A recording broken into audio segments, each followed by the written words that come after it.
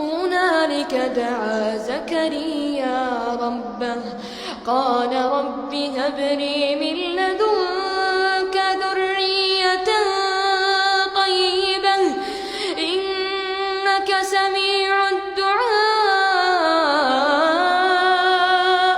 فنادته الملائكة وهو قائم يصلي في المحراب أن الله يبشرك بيحيى